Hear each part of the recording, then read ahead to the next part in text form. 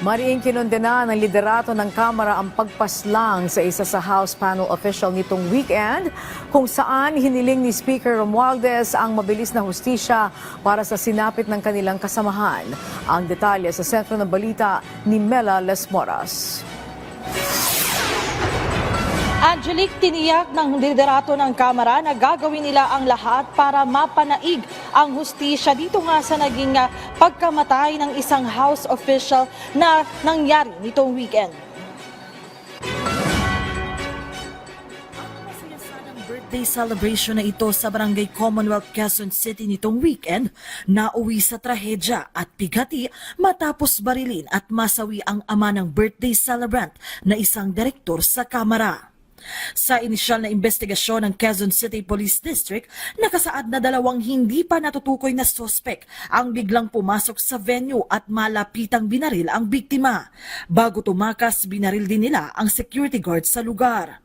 Mariing kinundina ni House Speaker Martin Romualdez ang nangyari at hinimok ang lahat ng law enforcement agencies na mahigpit na tutukan ang kaso sa ngalan ng hustisya at katotohanan. Sabi ni Romualdez, lubos ng ikinalungkot at ikinagalit ang nangyari sa isa nilang opisyal na nagsilbing Chief of Technical Staff ng House Committee on Ways and Means. Bagamat hindi patukoy ang motibo sa krimen, umaasa siyang magkakaroon ng malalimang pagsisiyasat sa nangyari. Para sa pamilya ng biktima, nagpaabot na rin ng pakikiramay ang Kamara kasabay ng pagtitiyak na gagawin nila ang lahat para mapanagot kung sino ang nasa likod nito.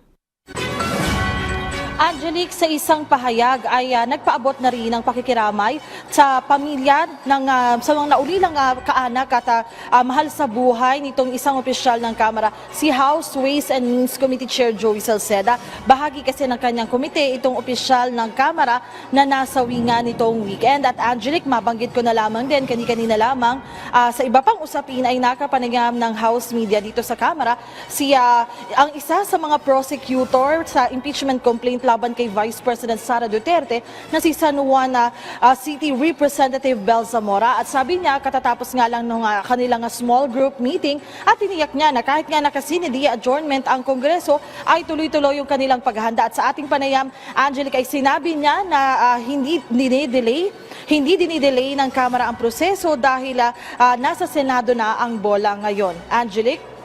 Yes, tungkol dito sa pagkakapaslang sa isang House panel official, meron bang hakbang ang mga pulis na tawagin para ma-interview o matanong ang ilang mga miyembro ng Kongreso tungkol sa kanya?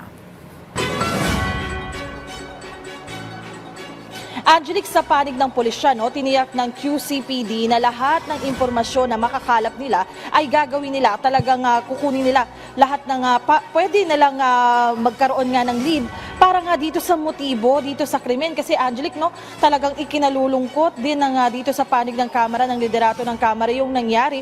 Lalo pat ito nga ay ngayon lang to nangyari sa kanila na talagang ngayon na lang in recent years na may pinatay nga na isang opisyal dito sa Kamara.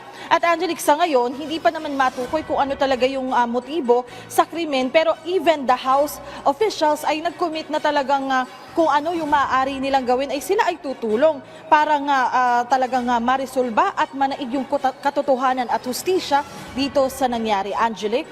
Okay, maraming salamat sa iyo, Mela Lesmoras.